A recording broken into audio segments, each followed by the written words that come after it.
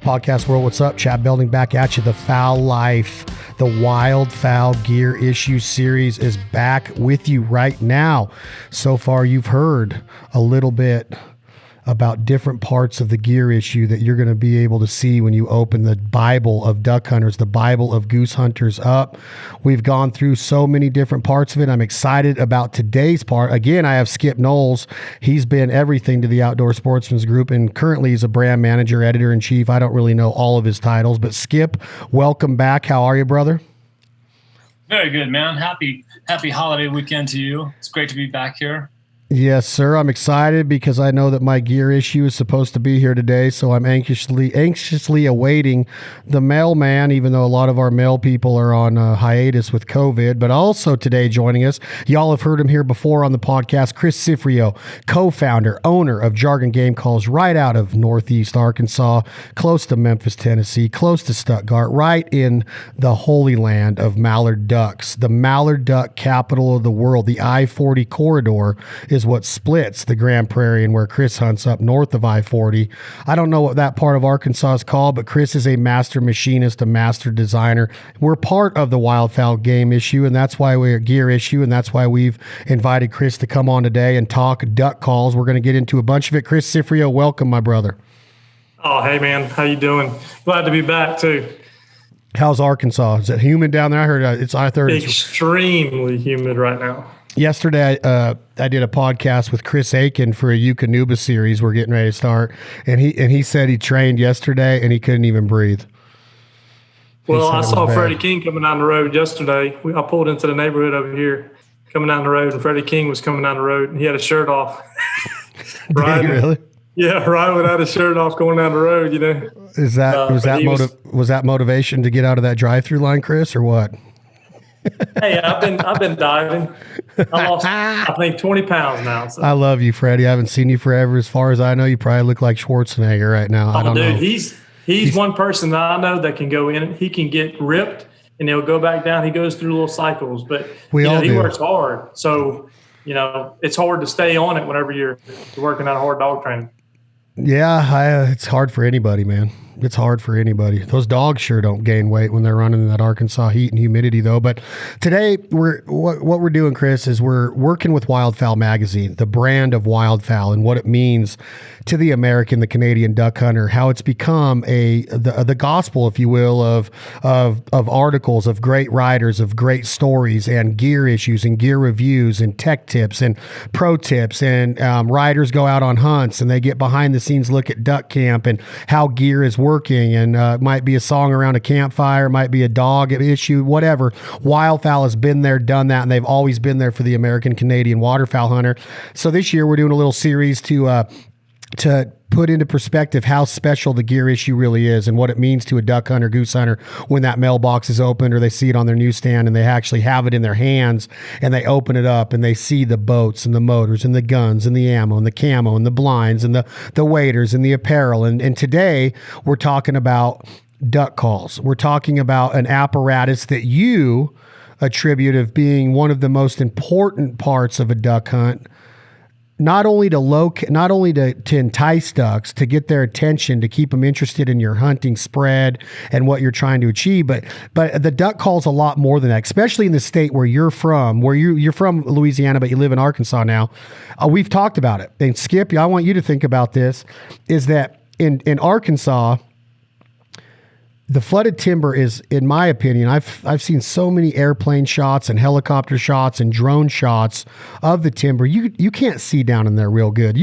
There could be ducks in those trees that you might never see a flash. Okay. So especially on a cloudy day, right? You might not see a flash. Spinning wing decoys are illegal on public areas in Arkansas and WMAs. You can still use them privately.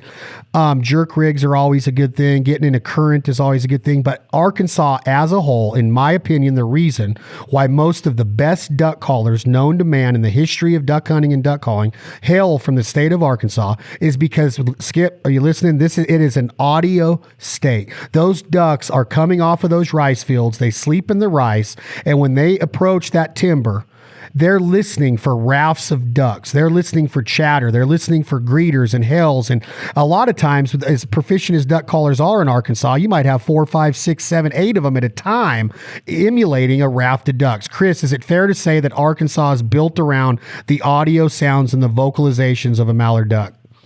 Absolutely. I mean, like we talked about the previous episode that I did, I think truly, yes, you got to have your, real tree timber camouflage. You got to have all your gear that you need, a boat, a motor, all that stuff, attributes to your hunt. But the biggest factor in the hunt, if you go sit in the woods, yes, you can put out decoys, but how many times have people said, hey, look, you can go in the timber and not throw out decoys? And we've done it before to where you just blow a call and they're coming through the trees. They're coming to that sound. They're seeking out that sound. So, there's other places here that you can get open fields and stuff like that. That's just straight open rice field. But you still have to be able to be proficient on a duck call to be able to lure them in and get them within gun range, But in the timber, you have to be able to be proficient on a duck call, And the more proficient you are, and the more guys that can blow a duck call, like you said, 7 or 8 good guys that can get on a duck call. There's holes that we get in that everything is traffic, and we are blowing a duck call to the top of them, trying to get as loud as we can possibly can get. And a lot of our sounds that we make close up does not sound like birds. But when you start getting far off, like Joel was off in the woods blowing one time, and he was quack, quack, quack, quack, quack. And you said, man, that sounds like, you hear him, it sounds like a raft of birds over there. And that's what we're trying to do at the end of the day. We're just trying to get their attention. If we can get their attention 9 times out of 10, we're going to be able to break those ducks and break them down and get them within gun range to make a good kill. And Skip, you've been to Arkansas. I've been with you in Arkansas. Isn't it an amazing, just the aura, what it means to be in those woods when you're with some guys that are from that area and they are so proficient on a duck call, most of them being the single reed, which we're going to get into single reed and a half, double reeds today. But Skip, talk to me. Like you've been there, you've seen mallards break the trees and come down into a decoy spread, but hearing those vocalizations is amazing in Arkansas, isn't it? It's unbelievable how it resonates through the timber. The whole time you feel like you're going to Mecca when you're there. It's such an immersive experience. Everything, the culture, the food, the boat ride is just something I'll never forget. But I remember it's really interesting, Chad. I already learned something on this podcast. The first time I went down there, I think, was with Ron Quest. And I remember that there was a lot of the kind of calls that Chris was talking about that didn't sound like a duck real good up close. And they were just loud. And it made noises like a train, chugga, chugga, chugga, chugga, chugga. And they'd be calling when there were no ducks in the sky, just kind of trolling. I'd never seen any of that. The volume they call, the relentlessness with which they call, and they're making that kind of white noise to imitate a raft of ducks. No one told me exactly why, but now it makes a lot of sense listening to the ducks are out there hunting audio, not just responding to one hunter looking at them and calling. Yeah, and I heard Chris Aiken say in a previous podcast that he won't go hunting without his dog. And I know I talked about Chris Cifreo, who's on this podcast now. I bragged about Chris's dog, Lexi, which is a slick dog, which is a dog that was owned by Chris Aiken. And we talked about his dog, Boomer, and we talked about what that bond means. Well, this bond exists between not just Arkansasans and Arkansas duck hunters, but the women's world, the Chick Sophie, the Arkansas State, the World Duck Calling Championships, the World Team Championships, the Wings Over the Prairie Festival, Max Prairie Wings, Stuttgart, the Rice Capital of the World, the Duck Calling Capital of the World, the Mallard Duck Capital of the World.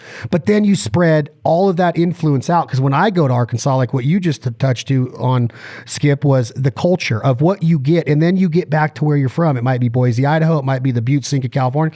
And you start to immerse yourself more into what you learn, where duck hunting is truly religion. It truly is religion in Arkansas. So the reason I wanted to start with the Arkansas is that some of the greatest call companies known to man, the Rich and Tones and the Echoes, and hopefully this one we're talking about today gets on that level someday. But there's so much proficiency in the state of Arkansas when it comes to the vocalizations. And I'll end it by saying that bond between that hunter and dog. And like Chris Aiken, who owns Web-Footed Kennels in Arkansas, says he'll never hunt ducks without it. And he hunted 62 days last year, 60-day regular season and the 2 youth days.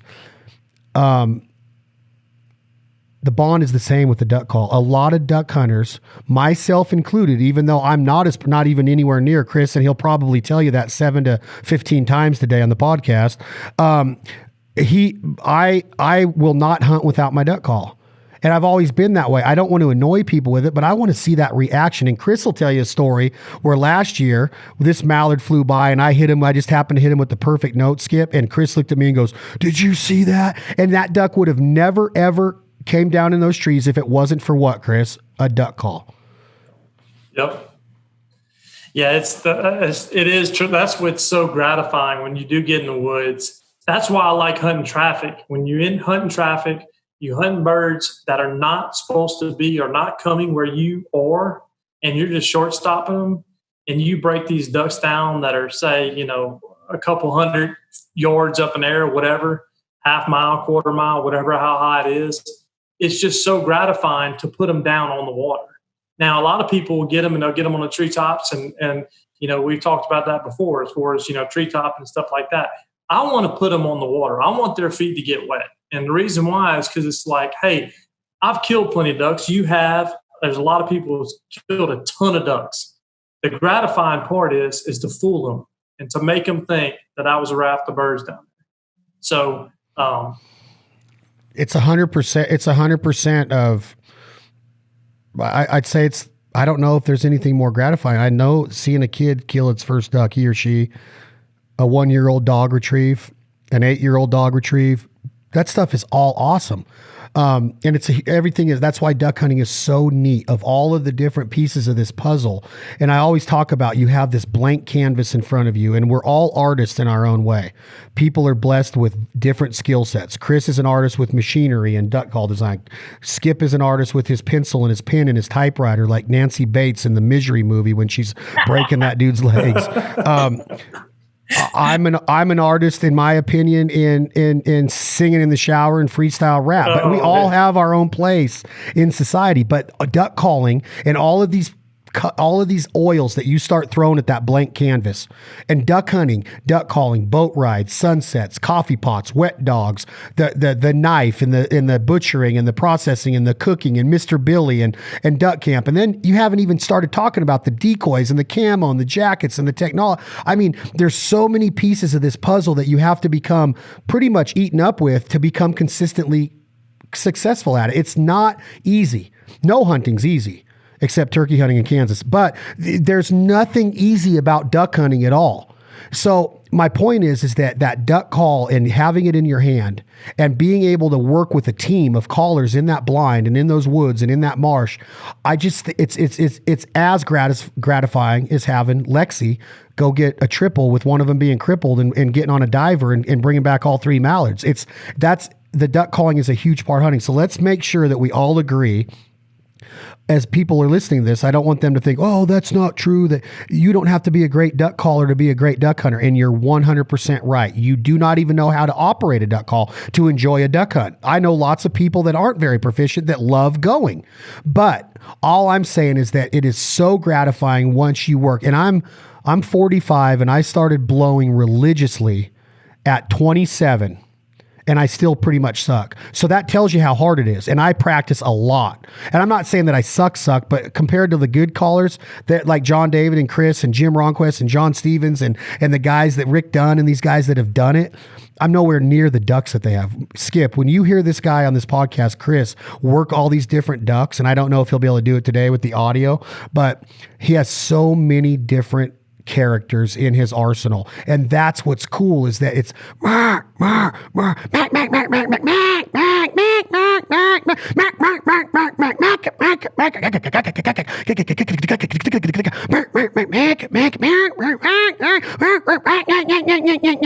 and he's doing all of this conversing, and all it is a negotiation with that flock of ducks over those trees. And once those ones higher than the ones over the trees see the ones over the trees, then those ones sell and they break down. And then all of a sudden 13 turns into 40, and then 40 is 150. And then all of a sudden that blue sky in Arkansas is just full of what Arkansas has become known for. Mallard ducks over flooded trees with a bunch of duck hunters up against a tree. Maybe one of them or two of them has a red man in their mouth. One of them might talk funny and not have a lot of teeth. And there's just this beautiful essence of duck hunting in that part of the country. So I wanted to make sure that people understood that you don't have to be the best in the world to understand what we're talking about here. It's just gratifying when you do pick it up and you learn something new every day. And at 45, I'm learning new notes, new cadences, new inflections, everything. And now I can't wait to see Chris in person, Skip Knowles, because I honestly think that I have two new ducks in my arsenal, a flat quack duck and a high pitched,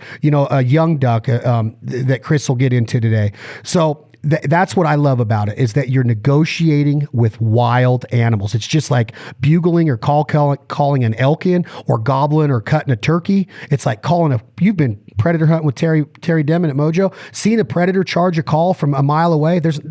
Calling animals is awesome, but there's something different when there's 40 of them with 2 eyes each, and you're trying to hide and work them into this water that's supposed to look real. So let's just make sure that everybody knows, Chris and Skip, that we don't all have to be pros, but this conversation, this podcast of the Wildfowl Gear Issue Duck Call Edition is, Chris, what do we tell our duck callers that might be new to this? They might want to know, well, what should I get? Can I go buy a $29.99 polycarbonate injection molded call? And is that the same as getting a daisy cutter, a short barrel at Rich and Tone, or a small talk at Jargon, or a call from Rick Dunn at a custom call? So I want to go through some of this. Skip's going to have some questions. When we go into a dealer or retailer, a lot of calls are bought online. How in the heck do you buy a call online, Chris? You can't touch it. You can't put it in your lips. Does it feel good on your lips? Does the mouthpiece mean anything? So I know I'm rambling, but I'm so excited about this because I'm going to get better. And look at this thing right here. This is called the Dill Pickle.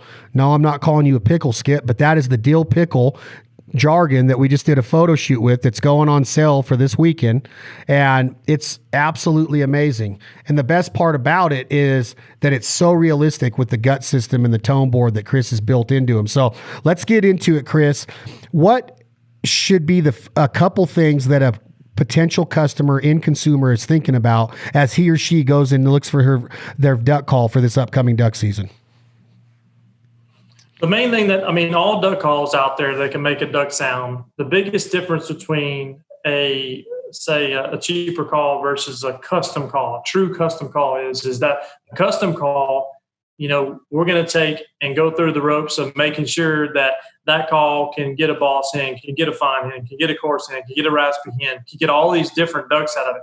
With an advanced call, if you're proficient on a duck call, and if you can blow a duck call and you truly want to learn, 100%. It's like taking, say, for instance, this, and I'm just going to refer this to, like, say, golf. I used to play golf when I was young. There was a club called a blade. A blade was basically a sweet spot, with very, very, very small sweet spot on that club. If you didn't hit that club perfectly, if you didn't hit that ball directly on that sweet spot, you were basically going to shank it or whatnot, or slice it. So that being said, it's the same thing on a custom call. A custom call can at first be intimidating to blow because it's more advanced, but it's got so many more ducks in it versus, say, a cheaper call. Now, there's great cheaper calls on the market that's offered, but they're not nowhere near what a custom call is. They're not taking every single one of them and picked up and blown and try to get the whole range of that call from top to bottom. So that's the biggest difference in that. That's what I tell people to look at. The main thing you want to do is if you're really, truly, one to be the best you can possibly be on a duck call, I tell people, don't buy a crutch, don't buy a double reed, buy a single reed. A single reed is going to give you that much more, and it's going to make you open that throat. It's going to make you blow that hot air. A double reed is basically giving you as a crutch of making you to where you don't have to blow, cold air. That's a great point. And talk on that for a second, because a double reed is it's more forgiving, it's less versatile, and it's easier because of what you're saying. You don't have to have your throat and your tongue and the fatty tissues of your mouth and your everything working together and in the right position all the time. So it's almost like, why develop bad habits when your goal is to advance? Now, are you going to kill ducks with a double reed? Yes, but to be a master and to be a perfectionist, you're not going to sound exactly like a raft of hen mallards mixed in with drakes with a double reed, in my opinion. Some could argue that, and some are going to say I've had a ton of success, and I would never say that they couldn't. But I agree with you when you said don't start with a crutch. Start and learn the right way to do it from the beginning. It's almost like, why would you, if you're a left-hander, why would you go try to hit a baseball right-handed first, right? Start with what you're good at, and if you become a switch hitter in the day, do it. But that you don't start on a double read and develop any bad habits, because you're going to take the way you're calling into that double read, which is or more forgiving, and you're going to attribute that to your single read, and it's not going to sound anywhere near right. Yeah, it's funny. I can tune. I never in the shop will take and tune, say, loudmouth, small talks, and then jump over to an icebreaker. If when I go to icebreakers or double read, I'm going to take a pause, and I'm going to basically go and get something to drink or have lunch or whatever. And then I'm going to come back and let my mind reset. And the reason why is because it's tuned totally different, and it's got a different air presentation. So when you go, and it's just like with our chit chat, you take a chit chat, which is a single read. If I blow a chit chat and I've tuned 20 chit chats or 50 chit chats, and I jump over to a small talk, I'm like, hold on a second. This just don't sound right to me. But then I'll reset my mind, and I come back to it, and it's like, oh yeah, it's right. So that's why it's always good to have somebody in the shop, because then you can hand it off to somebody that hadn't been blowing a call and along and say, hey, is this right? Because again, I want every call that goes out of the shop to be able to be full range. But like you said, what the double read and the single read is that, I've always told people that is if you really want to learn and you want to be the best you can possibly be, get a single read from the beginning. But there's guys that go on the weekends and they pick up their duck call basically the day of duck season. They just don't practice, and that's okay. That's fine. But for guys that want to be more advanced, to want to be able to get a fine, coarse, raspy boss hen and be able to get all these ducks and be able to get all these different feeds out of it, they need to be choosing a single read. And they need to, if they're going to start off slow, I truly suggest getting the chit chat, because the chit chat's going to make you open that throat at first. You can blow into a small talk and get rasp out of it. I mean, just blowing into it, it's got rasp, okay? But on a chit chat, you're going to have to open that throat, and then you can basically hear right here. It's not, reed's not rattling nearly as much. So you have to open that throat. I don't know if you can hear me on audio, but the chit chat's got a smaller bore. It's got more back pressure to it. So it is a very user friendly single read, And there's a lot of, no matter if it's a rich and tone, a field proven, at Echo, like we've talked about, there's so many good duck call manufacturers that are on the market. They're heroes of ours. Butch Rickenbach, and the things that these duck call makers have been doing for years. And there's so many to choose from.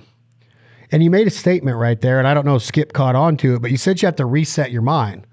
Then why does somebody have 5 different duck calls on their lanyard when they're in the woods or when they're in the marsh? Do you have to, is it one for the long ducks? Is it closer? Then you grab this one?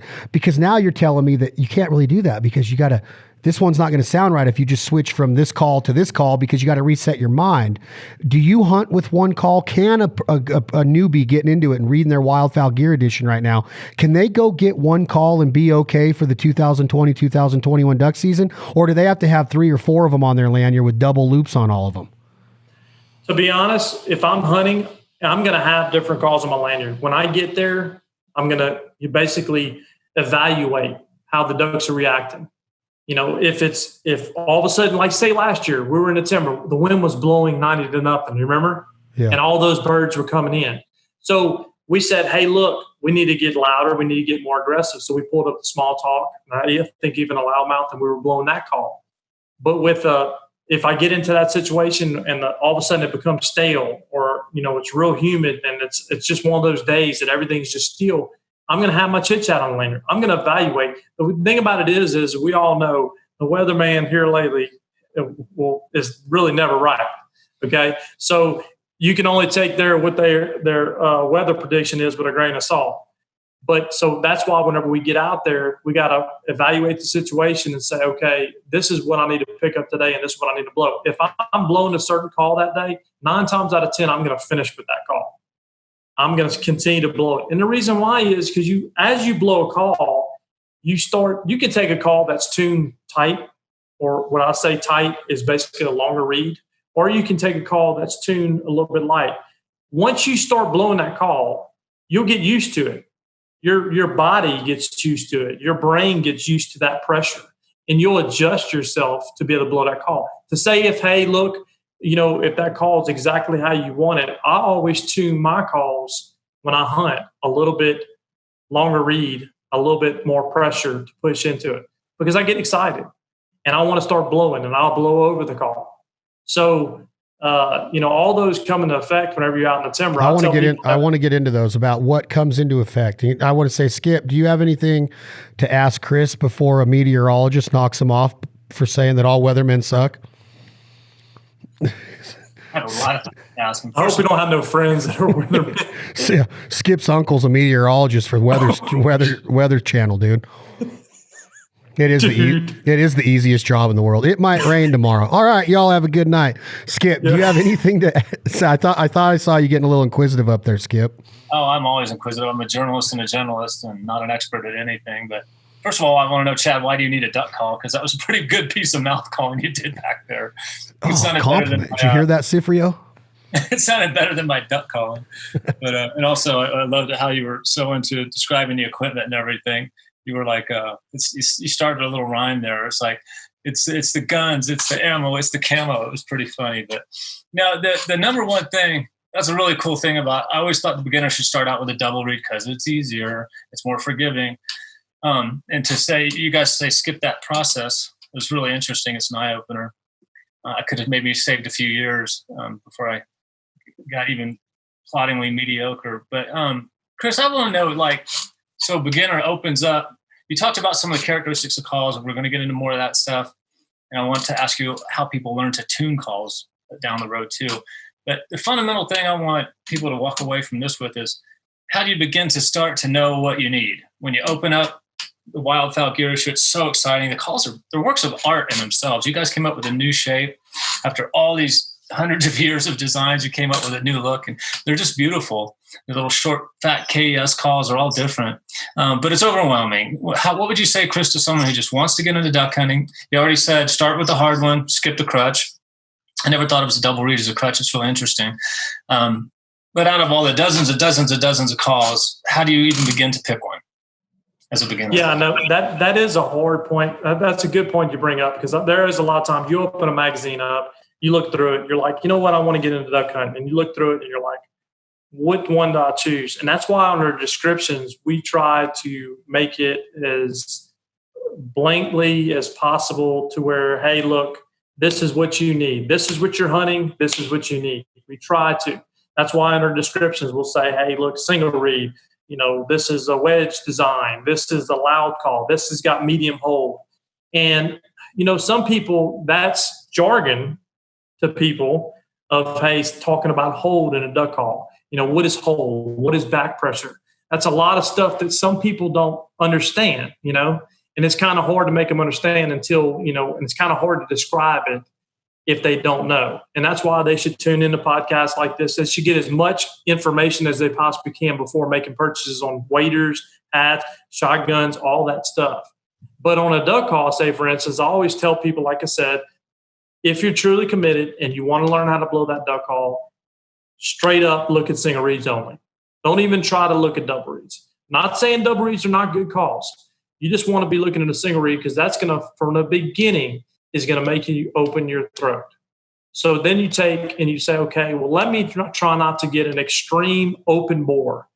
You never want to, when you're trying to learn how to blow duck call, look at the end of the exhaust and have an extreme open bore. And I've got one somewhere right here. Actually, I got another one in my pocket. But I carry this one around. This is a loudmouth right here. But I try not to make it, and I don't know if y'all can see this, but I try not to make it to where it's an extremely open bore, because this call is going to have little to none back pressure on it. All the pressure is going to be on the tone board, designed into the tone board. But then you take this single read right here, which is a chit chat, and you can obviously see the difference in the tone board. This call right here is going to be more forgiving. This is going to give you more back pressure.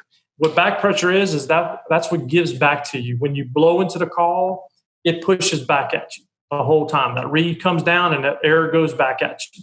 That's going to make it more forgiving. That's what a double read does. A double read takes, and you're putting a read on top of it, and it's going to create more back pressure to where when you blow into it, it's giving back to you. Okay? So go ahead. Tell them what you mean by open your throat. People talk about blowing through their diaphragm. They describe it different ways. That's pretty much what you're talking about. Really loading the call with your. What do you mean by open your throat for someone who doesn't? Just how you walk up to a window and you fog a window when it's cold outside and you walk up to it. You're opening your throat real wide, your base of your throat, and blowing hot air onto that window to fog it. You're not taking and blowing into a call like you're actually emphasizing a word. And I always tell you the people either hut or oot. That's going to give you the hottest air. Chris, can I say something on that real quick? Just a test that people can do. Skip, do you have Kleenex next to you right now, Skip? Do you have a box of tissue? Because you always make me cry. So I know. Well, do you have some? Yeah, I do. Okay, put a piece on your hand flat like this. What do you mean? Yeah. A piece of tissue, just a regular piece of Kleenex. There you go. Everybody listening, get a piece of tissue. It's got to be a very, very light piece of tissue, not a heavy paper towel. Okay, so picture that on a wood table with a pretty smooth surface. It's on Skip's hand. If you're not watching this on YouTube, which you can tune in anytime on YouTube and watch this if you're just listening to it. So Skip, you're about to turn 55, right? Was it 56? 55. It feels like it. Feels like it when it happens at you. Yeah. Let's say you got all 55 of your birthday candles that are covering that tissue. Blow it out for me real quick. You would make a small hole and blow. And it'll fly across the room. Mm-hmm. Now, if you are what Chris is talking about, and Chris can correct me if I'm wrong, is introducing and presenting air into the call is different than just blowing. It's almost like being a great singer. You don't sing from your cheeks, right? You sing from your diaphragm and your stomach, and you sing with passion. So if you hit that Kleenex, that piece of tissue, with a duck air, a hen mallard air, it'll just flutter a little bit. You don't blow. So if Chris is going, like if you're, see how if you're cleaning off your mom's window or if your Oakley sunglasses get dirty and you got to breathe on them to clean them during a duck hunt, Chris, right? That Kleenex should not move across that table or off of your hand if you're presenting hen mallard air. Is that fair to say, Cifreo? Yeah. It's just going up. And if you watch the Kleenex, the air goes underneath the Kleenex and pops it up and pops it down. Just like a reed. Pops it down. It actually blew it open like a pillow. It's funny. Well, if you take it, and he always says take it, he's done it before where you put it on a table and you blow hot air, it'll pick it up off of it. That hot air will get underneath it. And that's what I always tell people is that the air that you're putting in a duck call is down from below. It's not on top. It's not across your tongue. I guess you could say your air is still coming across your tongue, but it's like it's down below. And it's everything in your throat and your diaphragm. It should never be puffy cheeks, always cheeks in. You call in, and I always tell people a lot of times if you're trying to blow hot air, don't sit there and put the call just up to your lips like this. Try to put the call and cover the call like that. And that way, you're not having any kind of air gaps coming around your thing. It's just straight air. And just try first off, starting off just to get a quack, quack, quack, meh, meh, meh, meh. And once you get a quack down and you get that quack perfected, you can start extending those notes, extending them a little bit more, a little bit more, a little bit more, a little bit more, a little bit more, and you start getting the cadence, you know?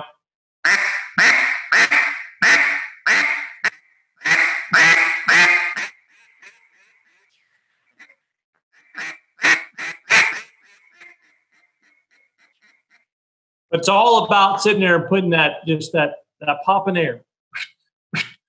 And it's not sitting there. A lot of people take and they'll sound like a rubber band. And the reason why they sound like a rubber band, and what a rubber band does, what do? When you hit a rubber band, it bounces back at you, right? You want your notes to be fluent to where they're just going out, and then one's behind it, one's behind it, one's behind it. It's almost like the call, the apparatus becomes your beak. And when you suck in, you're not going to hear anything. When air hits and presented to the reed is when you get your sound. So those pops become more of just following up, like what Chris is saying, of one big burst of air. Like if you went,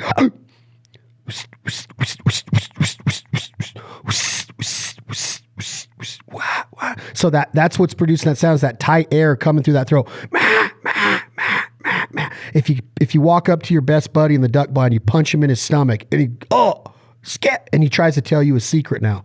Chris, Chris,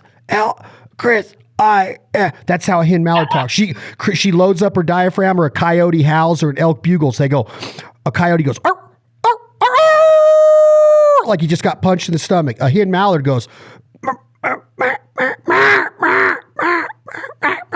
and that air is coming from that locked in diaphragm, traveling up your guts into your chest where it reaches your lungs and gets its power.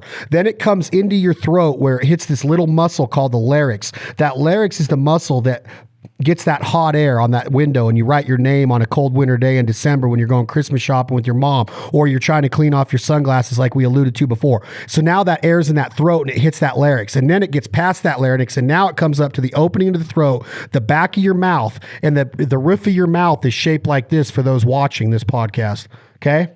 The tongue is shaped in the exact same shape, and the tip of the tongue is anchored behind your bottom teeth where your gum line meets your teeth, and you bridge it like you got one of those 25-cent gum balls underneath your tongue, and it's bridged over it. So the air is coming up in between the tongue and the roof of your mouth, over the tongue, down the tongue, through your pierced lips, into that call where it hits and activates that mylar reed to bounce with that hot air like that Kleenex. If you puff your cheeks, it goes around this way, it goes around this way, it's going over the tongue, and that pierced lips is getting hit with a bunch of what you call hollow, weak air that you start to get the kazoo sound.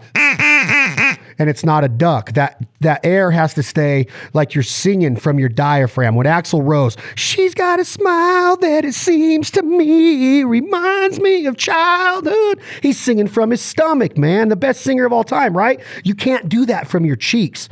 So I can't anyway. In my singing lessons, 11 years in classical music, I learned how to sing from my stomach. So what I'm saying, that's a joke. I took 10 years, Chris. So those pops of air are coming up, and they're going like this, Skip, up, over the tongue, down the tongue, through the pierced lips, and the tongue's going like this. Chris, watch. And it's cutting it off. It's one continuous stream of air. You're not going, you're going, and you're popping your tongue. That's a great explanation. Before, like you said, with the air, that's exactly what your throat's doing, is it's closing. It's just letting air through and then closing. And whenever you're getting that real deep, boss hen or raspy hen, that's exactly what I'm doing, is in the back of my throat, that is opening it up. And a lot of people say, well, hey, look, I don't understand what you mean about opening your throat up. And we've talked about that before, where you're singing a song. It's very hard. Let's not make it a secret. It's hard. But there's a lot of guys that I come up to and I'm like, hey, look, they'll sing a country song that it's got a rural deep voice. The guy's, singing a rural deep voice, and then you got somebody that's rural high pitch. Try to sing a female artist versus a male artist. A lot of people try to imitate what the sound is off of radio. You always try to imitate their sound. Isn't that crazy how people do that? That Faith Hill comes on. Why won't you just sing it like a man, but you try to get all high pitched like Celine Dion and shit? And you're like, what am I doing? If people could see me right now, I'd be laughed out of this Pinto that I'm driving. But that's exactly what it is. Everybody does that, and that's how you're opening and closing your throat. Yep. And that's a big That's how I'm getting a fine hen. And if you think about another big time popular goose or calling is short reed goose calling. And everybody always goes, Belding, how do you blow so many notes on one breath? And they think I'm going, and I'm going like this. That becomes my beak. That short reed goose call, whether it's a zinc or a Tim Grounds or whatever I'm using, I'm going, and I'm breathing in after every note. So it's fluid, because geese talk in a goose rhythm. Mallards talk in a mallard rhythm. Where human beings go wrong is that we think we can change that, which we do in turkey hunting by the way that we call the gobbler to the hen, which is reverse, right? But we still keep the vocalizations the same. In duck and goose calling, what I hear a lot is that we get speedy, we get very hollow, we lose our pitch, we lose our tone, and we get what we call humanistic rhythm and humanistic cadences. So a duck will go, mah, mah, mah, mah, mah, mah, mah. Well, a human will get in there and go, mah, mah, mah, mah, mah, mah, mah, mah, mah, mah. And I'm not saying that won't get the duck's attention, but what we do is we try to change what is a goose or a mallard hen rhythm, and we try to put it into a humanistic rhythm or cadence, and that's not what we're supposed to be doing as game callers. We are supposed to be authentic as we possibly can be. And that's where that hot air, open throat, just think of it. I've just got punched in the stomach. Skip, I need some water or mouth to mouth, whatever you prefer. Pronto. Probably mouth to mouth, Skip. Listen. This is one air, Chris. This is one breath.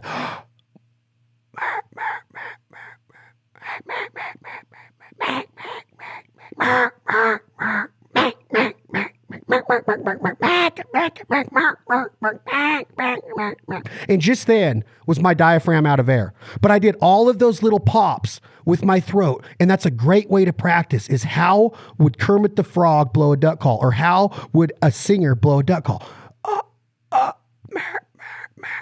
All my exes live in Texas. And it's the same thing, Skip, is that you're popping it like, and it's a great way that Chris put it, is that you do not go, you go, I'm just whispering after you knocked all the air out of me, and I'm trying not to move that Kleenex off the table. But we overblow calls. And when you don't open your throat, you tend to what, Chris? You overblow it like a saxophone, which is another wood-driven instrument. But Kenny G is so fluent. He's just so fluent, man. He's just, look at him. I mean, if you look at a flute player like Louis Armstrong, he looks like he's constipated for 8 months. Kenny G's just like, oh man, he looks like he's making love to the stage up there. You're just like, God dang, he's awesome with the flowing locks, and just like he's a beautiful man. But his saxophone playing is so simple and easy. It's just mac, mac, mac, mac, mac, mac, mac, mac, mac. And when you watch Chris in the shop when he's tuning a call, you're like, I should punch you for how easy you're making that look, because the sounds are so ducky. So my point in this, and I'll shut up, is that if you just take, hold on a second, I'm sorry. If you just take that little thing, what Chris just said and what I said about the roof of your mouth and in your tongue, and you practice this. Chris, do that for me real quick. Please just go, just do 2 ducks. Yeah, just, well, I'm wanting to basically go what I'm blowing in a duck call. So you can hear the pops clean as day. It's all one breath, and you just, and that Kleenex is not moving. That is so, it's the easiest way to visualize it, and visualization is the key to success. When you're picturing ducks working your call the night before, you should be saying, if they get off this way, yep, they veer off a little bit, get back in line. Now they're back in line. Now they're back in line. No. Yes. And that's what they're doing. They're just bouncing and they're negotiating. And if you think about it, like you're the leader of this symphony, like Beethoven or somebody up there. Was Beethoven? He was symphony, right? I'm not thinking of Pavarotti. I'm not thinking opera, which I can do that too if you want me to. But if you think about the leader of a symphony, and he's up there going like this. That's what Chris does, is the hunt leader. I'm listening. He's going, mah, mah, mah, mah, mah, mah. And then all of a sudden I hear that, and I'm like, all right, well, I'm not going to follow it up with the same thing, and I'm definitely not going to get on top of him. So I'm going to come and follow that up with a mac, mac, mac, mac, mac, mac, mac, mac, mac. And then he's going to hear that, and he's going to go, mac, mac, mac, mac, mac, mac, mac, mac, mac, mac, mac, mac, mac, mac, and you get all these badass hen mallards just going, we own the ducks in the air. And that's the visualization that you have to have as a duck hunter when you're picking that duck call out, which is what we started this with, is what are you trying to achieve, Skip Knowles? Are you trying to throw the oils at the canvas to be a perfectionist, to where when you look at Chris and me after Lexi brings back that banded mallard in the Biomede of Arkansas, are you going to look at us and go, that was, it was okay. He saw the spinning, or not the spinning wing because those are illegal down there, but he saw the jerk cord. It was all right. Or are we going to go, oh my gosh, we scouted so perfect.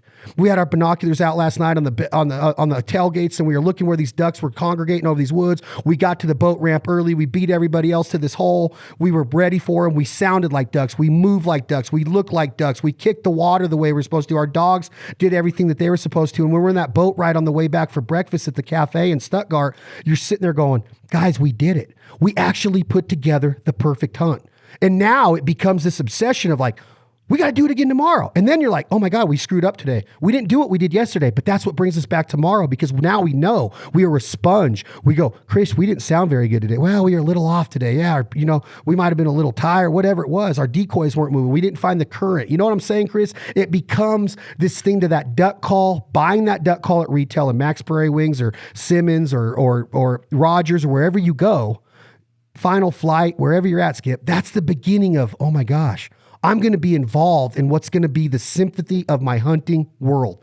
I'm going to be involved in this whole audience of ducks is going to be listening to me, and they're either going to love me and clap for me and die in my decoys, or they're going to keep going to the better music.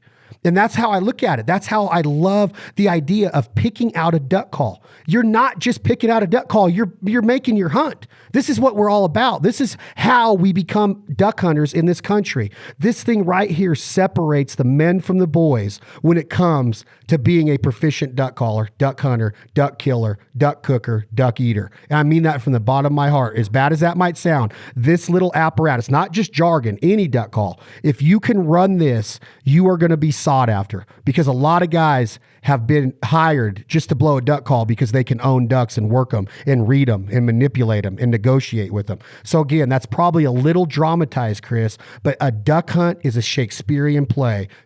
Skip, you're a writer. You got your plot and your storyline. You got your rising action. You got your climax.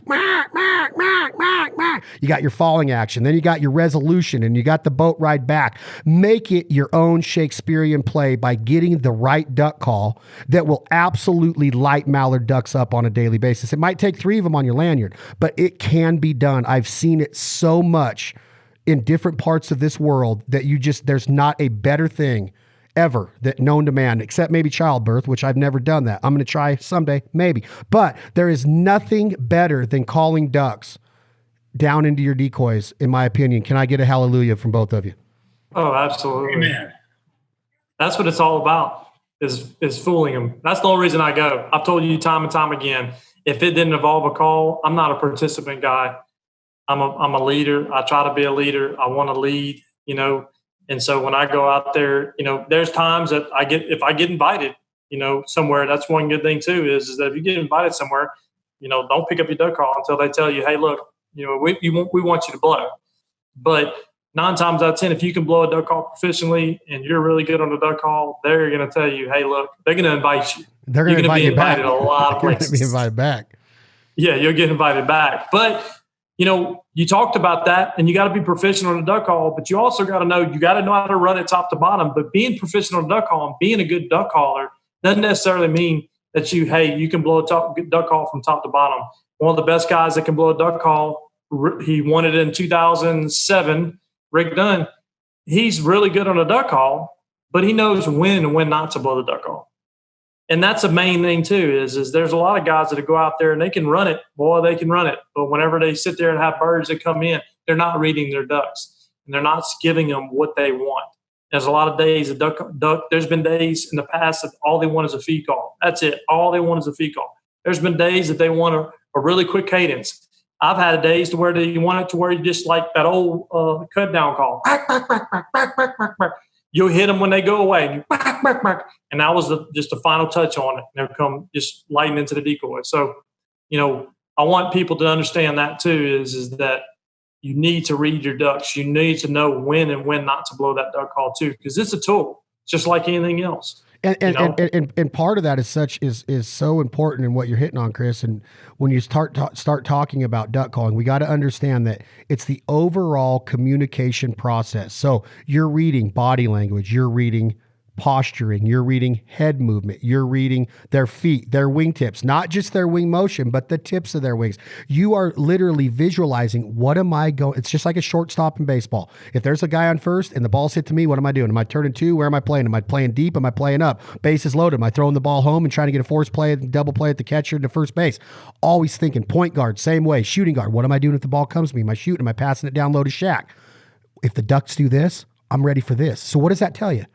If I know that this guy's getting ready to throw a changeup, I might choke up a little bit. I might spread my feet out a little bit. I got to wait. I got to get my timing down more in the batter's box. As a duck hunter, you say, I got to get my jaw here. I got to get my tongue here. I got to get my throat ready for this. I got to get my hand in the right position. I got to get my elbow locked down. I got to get the snake head, venomous, just right there.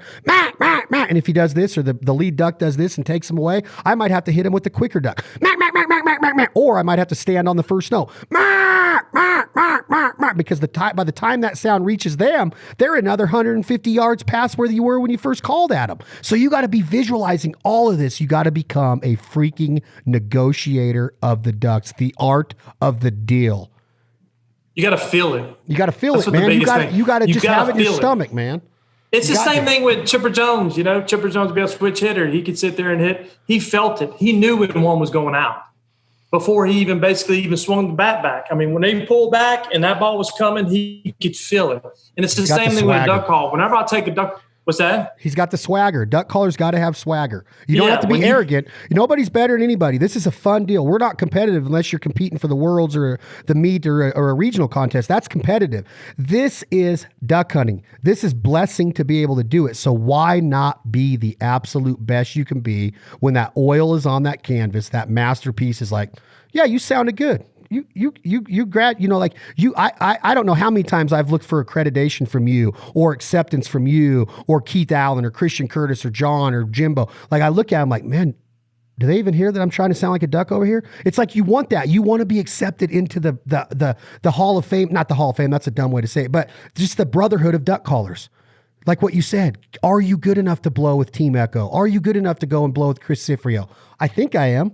But maybe I'm not. But you got to get there. You got to keep practicing. So sorry for interrupting you, but that's what I was saying is you got to feel it. You got to love it. You got to eat it, man. It's every day. It's wearing your wife out, your girlfriend, your mom, your dad. It's getting kicked out of your house on several occasions for never putting your duck call down. I've been pulled over by police officers because they think that this is something besides a duck call, if you picture what I'm saying, Skip. Yeah. That's in Colorado, right? Yeah, that's what I'm saying as far as on feeling it. It's just like with a conversation. If I'm coming up to you and we hadn't seen each other in a while and we sit there, hey, I meet you at the gas station or whatever. I see you walk by and I'm like, hey man, what's up, Chad? How you been doing? The whole time I'm reading you. I'm reading you and you're reading me. Believe it or not, but that's how humans do. They're like, and you get back in your truck and you're like, man, that was kind of weird, wasn't it? Yeah. Or so forth. You kind of read that person. It's the same thing with duck call. Whenever you're in the woods, that's the whole thing I'm trying to do is, and I hate to say it, but I don't talk politics. I don't talk anything while I'm in the duck woods. I talk duck hunting, But you are on a different level of nerd and geekstrom though. Like I am. You're a geek. Like you might as well be Lewis and Gilbert in Revenge of the Nerds on that computer or them two dudes, Anthony Michael Hall, when they created the chick in Weird Science. You're absolutely right, Chet. You're absolutely right. You remember that movie? I love that movie. But you're a geek in the woods, and that is so enlightening. That is so refreshing to see that somebody can take this that serious and still have a blast. Even when they don't kill them, you're still geeking out over, oh man, I wonder what would have happened if we'd have been 100 yards that way. Well, maybe you should have picked up and moved over there. Well, we couldn't. Why? Well, he's on crutches and don't have a crutch. Get a single read. Relating back to that, don't use excuses. You got to think out of the box, like we have said so many times, Chris. Like, how can this hunt be more productive? Let's think outside of the box. Let's do something different.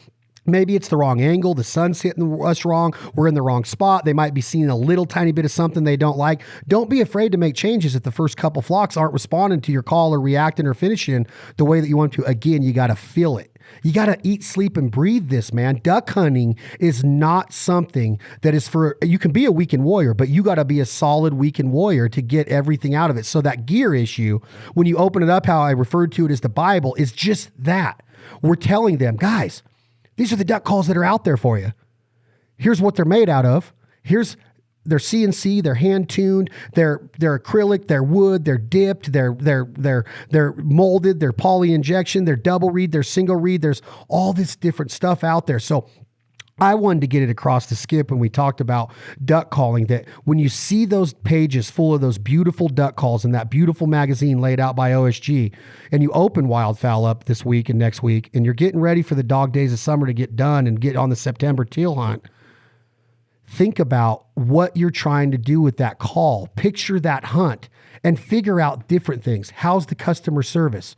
How's the warranty stuff on it? How's the instruction? Is there content available through that company to help me with this duck call? If I message them, do I get a response back? How about the feel-good parts of the human psyche of communication and transparency? Is this duck call company just pushing them out there? Or do we really care about each and every customer that comes through our door? I know Rich and Tone does. I know Rick Dunn does. That you got to make sure that that customer, when you're looking at what call to buy, do your due diligence. It's hard-earned money. You're going to spend $115 to $175 on a custom duck call. You're going to get millions and millions of dollars of memories and storytelling out of that duck call. Okay? That's what it's going to provide for you. It's a good investment for the return. The ROI is solid on a $150 duck call. But do your due diligence. Listen to us here. Paint that picture. Is it a Jargon? Is it a Rich and Tone? Is it an Echo? Is it a Zinc? Is it a Death Row? Whatever it is. There's so many of them. Do your due diligence and find the right fit for you. Feel it in your guts. Oh my gosh. Did you just hear Chris, what he said on the phone call to me today? He said that we could come by the shop and we're over there and he'll sit down with us and do this. John Stevens or Butch used to sit in there for hours and give instruction to kids all over Arkansas. People bring their kids from miles around. Figure out the company and the brand that you want to represent and have that duck call around on your lanyard. It's not just about, all of them are made out of acrylic. All of them have a reed in them. All of them probably got a band on them. But figure out what makes this duck call different from a short barrel. What makes this duck call different from a daisy cutter or an MVP or a cut down call in the Mondo and all of the stuff that John and Jim are building and everything that Rick's building. There's a lot of differences. And then you're going to become so eaten up with it, you're going to have one of each. So you might as well just start buying them all this year, one of every one that you see in the gear issue, because you're going to do it no matter what. You really are. Huh, Skip, you're a fanatic. You collect them, don't you? Like having too many guns, right? I don't know if there's a such thing. Speaking of guns, have you guys seen these two? I saw you whenever you were doing the throat. You were like, the throat right here. Yeah. Which way to the beach? Yeah. Yeah. Skip, you look like you've been pumping some iron, dude. I'm telling you. Dang. Skip Schwarzenegger over there. You got a wide angle camera on there? You need to switch out. I really don't without one. What's your question, Skip? Right? I like that hat. What's the B stand for on that hat? Bandit? Bandit.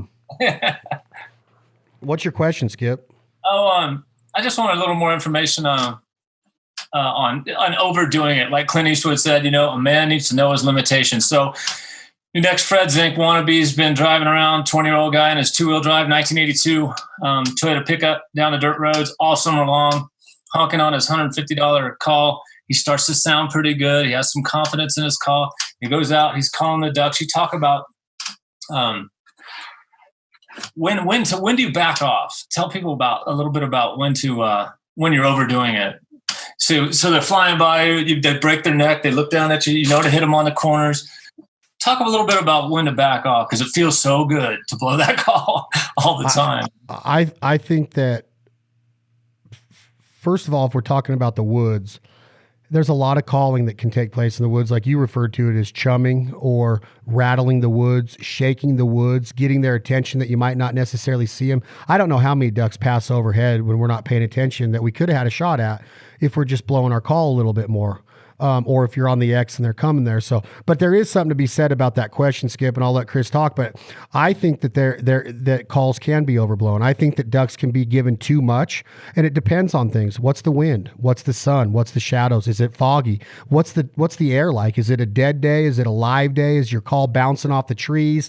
There's just so much that goes on that you have to think about of what those ducks are actually hearing up there by the time they process that sound. And are you reading them? Because if they keep going, you might stay on them a little bit to try to hit them with a note that might go, wow, we got to go check that out. But if they're coming at you and you hit a note that kind of scares them away and you stay on them, like you can overblow a duck call and overblow a hole in a heartbeat. So you have to figure out by looking at their posturing and their body language of what are they telling you? If they're saying, hey, I like what you're giving me, you don't need to give them anymore. You don't need to start showing off and just be like, oh, I'm in the middle of the Sweet Child of Mine solo, but I think I'm going to go into Bohemian Rhapsody just because the audience is into it. It wouldn't make a lot of sense for Slash to do that, right? So I'm looking at like, if they're loving what Chris is saying, I'm not going to go in there and go, da-da-da-da-da-da, Chad's here, and every duck's going to listen to me now. I'm going to go, Chris, just keep working them. I might give him a little compliment, right? But I'm not going to go in there and give him too much. So you got to really read.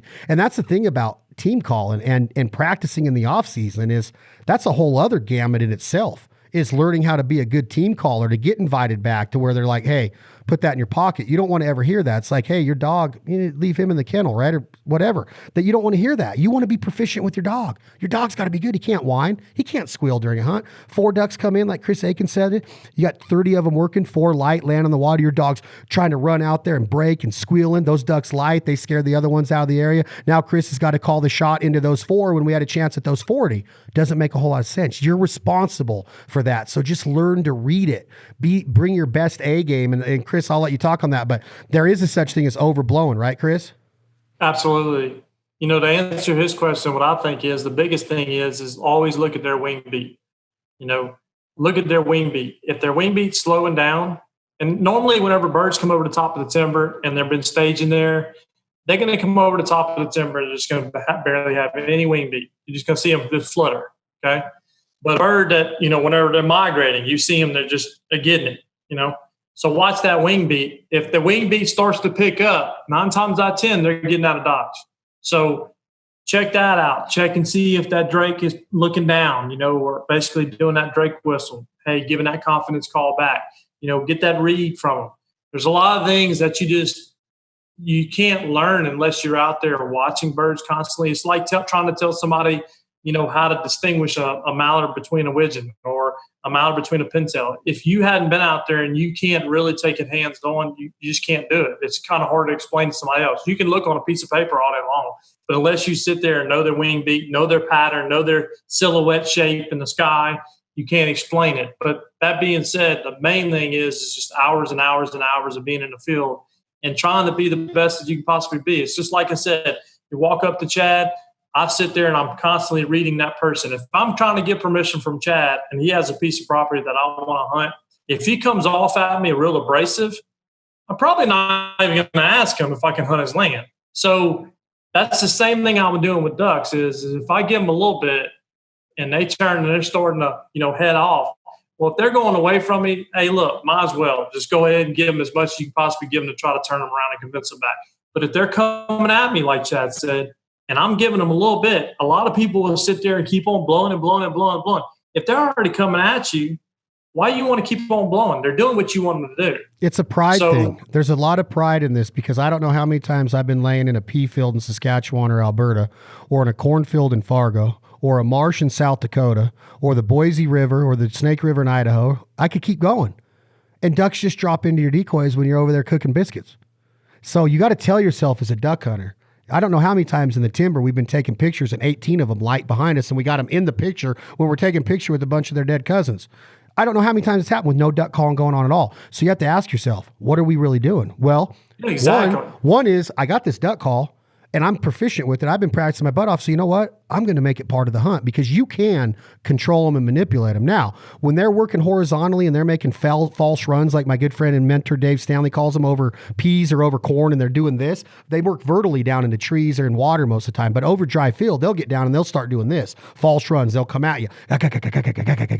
Okay. Then they'll go out. And you turn them and they come back. Pretty soon they get comfortable. A lot of that is the communication that you're doing. But a lot of times you'll be laying there and 4 of them will be cupped up and they won't skip a beat and land right in your decoys. And you can call the shot without picking your call up. So ask yourself, do I want to overblow and be that guy? Do I want to not blow and be that guy? Or do I want to add something to the hunt and just be tactful and tasteful in my approach and in my presentation of my jargon, my words, my vocalizations? If Chris is doing this, if the ducks are doing this, just give them what they want.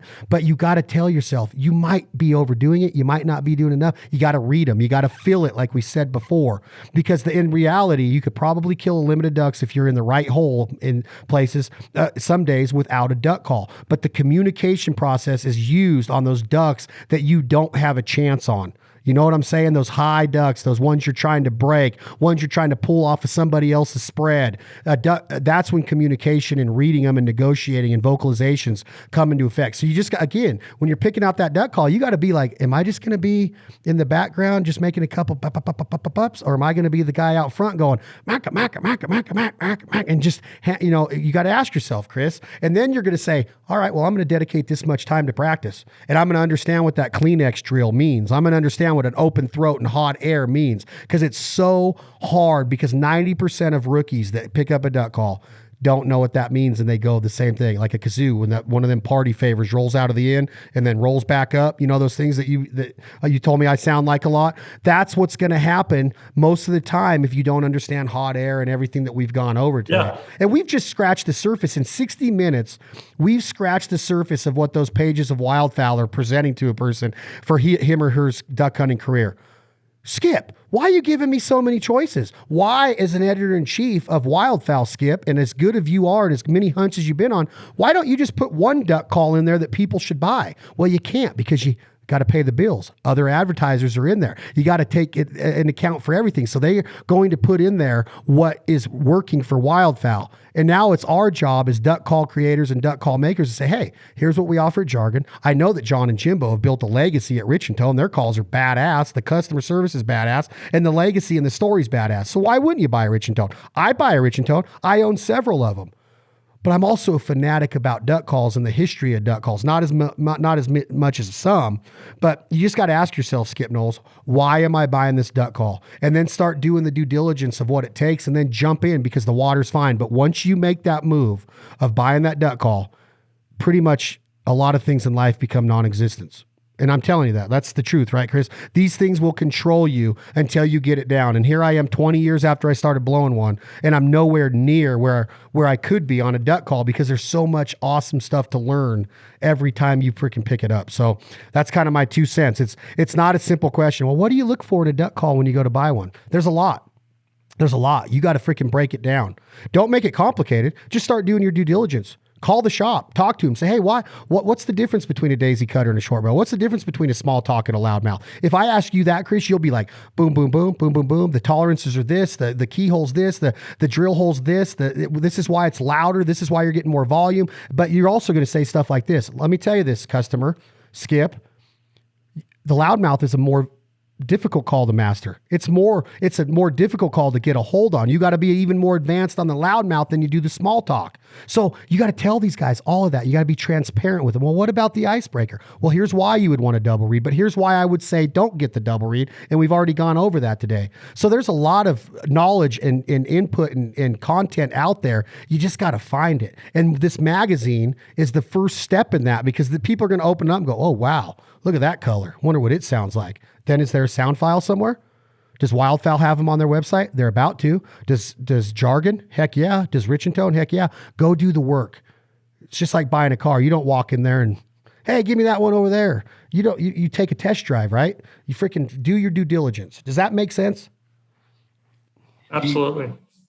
Yeah. That's exactly the biggest thing is, like you said, with choosing a duck call is if it, and again, the biggest thing that comes in is what place in the world, what place in the United States, what place in the world are you hunting? You know, we've shipped them all over the place, Canada, so forth, to New Zealand. But that being said, where are you hunting? What are your conditions? You know, there's nothing more gratifying than getting them to put their feet down. But it all depends on where you're hunting at. I like to hunt traffic. I've told you that time and time again. I don't hunt a lot of staging ducks. I think staging ducks are probably one of the hardest birds to kill, or be consecutively kill them over and over and over again and just stay on them. But I can stay on traffic. And whenever you break those ducks and you get them down, 9 times out of 10, like I said, you're going to be able to finish them. But the main thing is have a duck call that can get out and reach and touch them. And I promise you, and I swear upon this, there is not I've just changed a few and tweaked a few things on that loudmouth to make it a little bit louder, okay? Because we call it loudmouth, of course. But I tweaked a few things to make it a little bit louder. And there is not, in my opinion, and I've seen it and I've blown pretty much every duck call, that there is demand. There's not another duck call out there that is loud as that one with being a 10,000th miler root. That duck call is screaming loud. And it's not a duck call to be blown on still days. It's a duck call to get their attention. We cover it from top to bottom. You need a duck call to be able to sound like a cut down call, to be able to whack, whack, whack, whack, whack, whack, whack, and really get aggressive with and get a hard feed. That's the loudmouth. You can still get quiet on the bottom end, but it's not going to be nearly as quiet.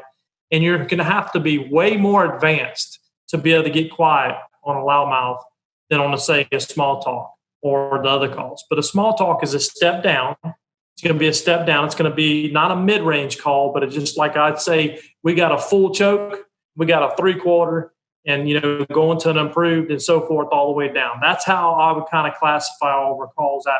Of course, the chit-chat, and we've got 2 new calls that we'll be releasing pretty soon. But the chit-chat is basically a call that's going to have the tightest bore. We're not going to have any, I'm not going to say we're not going to have any ever, but it's kind of hard to get another call that's going to be quieter than the chit-chat. The chit-chat's got that tight volume. It's real easy to blow and so forth. But and it's so freaking ducky. I don't want that to go unsaid. It's so ducky. The boss hen is unbelievable. Unreal. And I don't want to turn this into that everything is jargon, because it's not. There's good calls everywhere. But what I'm getting out of what you're saying is that's what the customer needs. That, Skip, right there is the information that you need to seek out from all of these duck call manufacturers, and then use your ability to decipher who really knows what they're talking about. That dude right there knows what he's talking about when it comes to machining and tolerances and, all the constrictions and the measurements and the precision and everything. And then you start talking about cutting a reed and sanding a reed and sanding a tone board and just in the spit grooves and taking a little bit off here. That's the guy. I've never seen anything like it. And I've been around a lot of good duck call makers. I'm not saying he's the best ever, but in a way I'm saying he's probably the best ever of all time in the history of the world. And I mean that. So that's why we're doing what we do. So that's, if you call and you get that out of a rich and tone and an echo, which they're going to have the same knowledge, it just depends on what you're looking for and what they sell you on and what they back it up with. There's no arguing here that there's a lot of good duck calls, but what he said just now has me going, man, I know that what do you mean? The bore and the bore size and the volume and the loudmouth and the difference in the small talk. I love that stuff. That's geeking out. And that's what you should do when you're buying a duck call. It's not going in and saying, oh, it's either a Kit Kat or a Snickers. They're both good. They're both going to give you a little bit of peanut in this one, a little bit of wafer in this one. Well, it's not the same in a duck call. You like that. I said peanuts and wafers, Skip. Exactly. That's not duck calls. That's the name of your book, Chris Cifreo. Peanuts and wafers, not duck calls. I'm getting so fired up about duck season right now thinking about it. But hearing you talk is what the customer needs to do, Skip. They need to do their due diligence. And they need to call these companies. Some might call back, some might take their call. I remember when I was coming up, Fred Zink told this story on my podcast a couple months ago. His phone would ring, and it was when caller ID first came out. And his wife, Dawn, would look at it and look at Freddie and go, it's that weirdo from Reno again. And Freddie, you know what Freddie told Dawn? Answer it.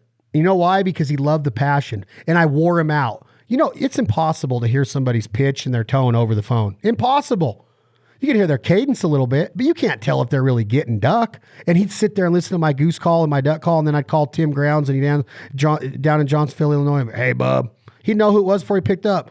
Tim, this chat. I know who it is. Let me hear it. He already knew I was asking him to hear my call. And all these years later, I sit there and go, good night. Those guys actually were taking time out of their busy days to listen to this dork from Reno, Nevada that had no idea what he was doing, just loved duck hunting. Because I saw 6 gadwall get spun on a dime by a guy named Jim Ray at the Sleeper Mine in flooded sagebrush below a gold mine in Nevada, way out east of Reno. And when I saw those gadwalls spin on a dime on his call, when he went, mack, mack, mack, mack, I went and bought Duckman of Louisiana. I went and bought a Mossberg 835 Ultra Mag. I went and bought the baddest ass Columbia old school jacket. And I had neoprene waders, and I showed up at duck camp. A lot of guys giggled at me because I was that nerd and I was new, but I was so eaten up with it because of those 7 gadwalls or however many it was that spun on a dime that day when Jim hit that cadence of just mack, mack, mack, mack, mack, and barked down. They spun around, fluttered down the decoys, get them, and here we go, stood up and just went to work on them. And that to me is like having Tim and Fred do that for me back in the day, and getting to hunt the Russell McCollum's Wildlife Acres with John Stevens when he guided there, and getting invited out there when I was on the R&T competition team. I blew in the Worlds 3 times, got laughed off the stage every single time. I qualified twice, Skip, because John David Stanley blew the light in Nevada, and I won the Nevada State Championship on 2 DQs. Not Dairy Queen, Skip. Don't get hungry on me. I'm talking about getting disqualified. And I literally was on stage, and I was on the on-deck circle. Guess who was in front of me my second year in Stuttgart? John Stevens. How do you follow that up? But you know what? I went out there and smiled at all 6,000 people in their camouflage jackets, and the bed. But I loved it. And it opened doors, and it gave me that there is life out there, like Reba McEntire said in that awesome country song of the late 80s, early 90s. And I was like, there's life out there. This is duck hunting. This is the culture. I didn't care that I was getting smoked. I was learning, and you got to do it. You got to have brass monkey, cojones, and just go out there and be like, I'm doing it. I'm going to go and I'm going to learn how to blow a duck call. So that's my 2 cents, man. Don't be afraid to call Tim Grounds when he was alive, because I wasn't. Hey, bub, what are you doing? Hear him sucking on that Marlboro Light. What are you doing, bub? Let me hear it. And he would tune a call for me and engrave it, and I got him all in my studio. I got a Tim Grounds shrine because of what the time he spent with me meant everything. So a kid coming up today or a young girl might call Chris and go, hey, I got some questions on the loudmouth. What did you mean on that podcast? And he's going to answer them with passion and dignity and honesty and transparency. And it's going to be a good buy if they buy a Jargon. It's going to be a good buy if they buy a Rich and Tone. Just know what you want, find out the information, and then go start practicing. I used to stand at the call counter at Max and wear people out. People go in there and wear me out now. I'm like, oh, dang. But I can't get mad because that was me. And this dude's 14 and I was 29 doing it. So that tells you, like, this 29-year-old up there, bald-headed dude with a little bit of a gut, mainly good-looking guy, a little bit of Brad Pitt in me, a little bit of Tom Selleck. But I was just standing there at that duck call counter getting laughed at. That's pretty good description of myself, right, Chris? But that's what I'm trying to say, is that it's so fun and there's so much to be learned. You can't go open Wildfowl, pick one, go buy it, do your due diligence, call us, listen to these podcasts, go watch John Stevens hunt over call on RNTV, or listen to Jimbo give a tip, and then say, I'm going to go with that one. You're going to end up buying them all. Just know that going into this. You're going to buy more than one.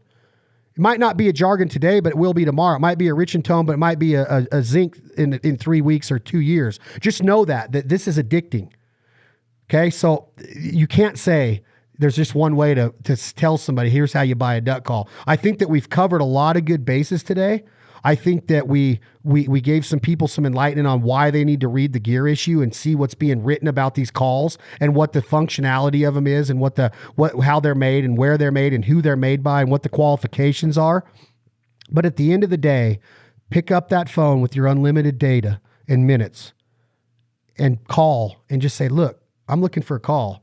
And you're going to find the information. I promise you, if they call our shop, they're probably going to get wore out by listening to us. But it's wore out. who's working hard, who's geeking out, what call companies are setting themselves apart. Go with the company that makes you feel like you're part of their culture and that you're going to be able to get the information. Because you might need to call back in a week and your guts fell apart and you might need to know how to put them back together. Well, guess what, Skip? We got a video right now out there that shows you how to do that. And so that you got to decide for yourself. Rich and Tone has so much content out there. Just find the right fit. Is that fair to say, Chris? Absolutely. That's the main thing is it's the after sale. It's about being able to call back and be able to talk to somebody and getting the time of the day. You know, that's exactly what I did whenever I was young. I actually was born and raised in Baton Rouge, lived in Crowley, lived in Baton Rouge till I was about 27, 28 years old, and then moved from there up to here. But that being said, whenever I was really seeking out information and wanting to get as much information I can possibly have, is I'd go to the Echo shop and I would talk to the Echo boys and I talk to Rick Dunn and so forth.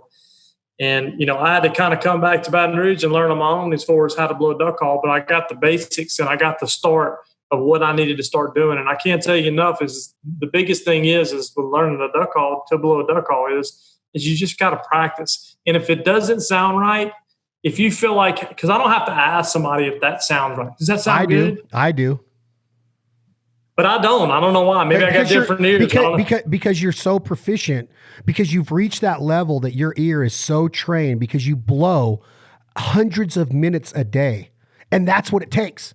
It's not overnight. It's not, you could be given God-given talent like John David was, but that dude was, you wanted to literally like throw him off a cliff because he blew the call. Wherever we were, he would wear you out. So I'm asking you, Chris, how does this sound? Can you hear this? Good.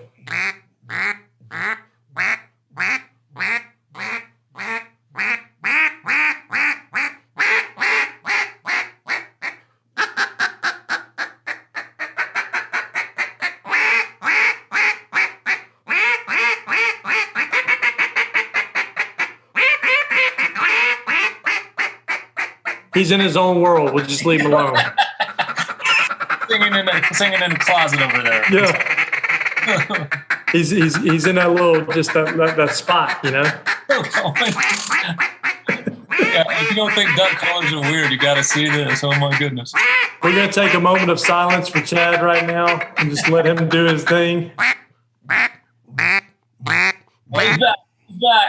But that's it, guys. That's what we're talking about. It's doing your due diligence, getting something that's comfortable, a company and a brand that you want to stand behind, because you're going to take a lot of pride in your duck call. It's going to be something that you hold with pride. It's going to be something that people are going to look at and go, man, I wonder if that dude or I wonder if that girl can run that call. Just be able to run it, be able to back it up, practice. Find the call that suits you. Get the company that suits you. Get the Wildfowl. Read up on these new designs coming out this year, and then go to work on calling these companies. Send them direct messages with the way that we can. I could send The Rock, Dwayne Johnson. I would smoke that dude in a wrestling match, but he doesn't know that yet. But I want to let him know that, and I can tell him that by hiding behind a little name on a keyboard with keyboard muscle and going, listen, Rock, you know what I'm cooking? I'm cooking up something right now for you, boy. And he'd go, who are you? But at least there is so easy. We could send a message to whoever we want now, right? So message us, ask us questions. What is the chit chat? Why is it called the chit chat? What is the difference between a chit chat and a loudmouth? Call John Stevens, get somebody on the phone over there, get Rusty, get Jimbo. Rusty's a hoot. The dude is hilarious. I love him like a brother from another mother. A little bit hard to talk to, need a bouncing ball at the bottom for subtitles, just like with you a little bit, Chris. But the point is that they are going to give you the knowledge that is needed to buy that duck call. So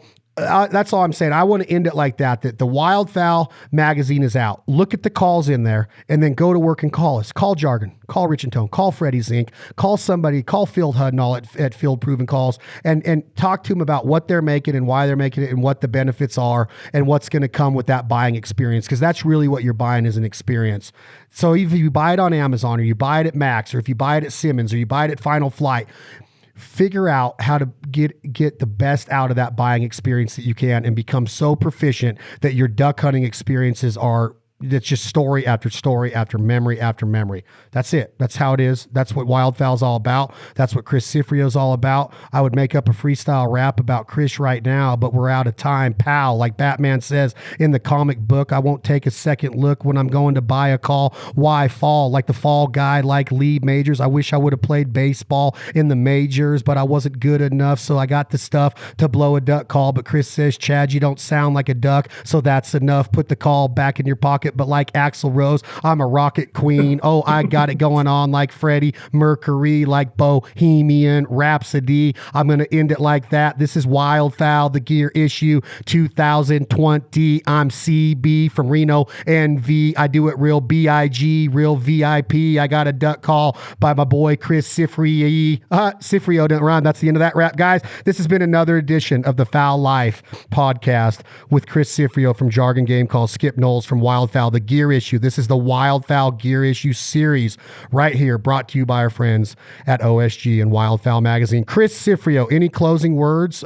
Did you like the rap, first of all, and anything else to the duck call community? I was just thinking, if this don't work out for you, you could probably do a cab to where you can ride around and be like, hey, look, would you like to get in and listen to a little bit of bebop rap or whatever?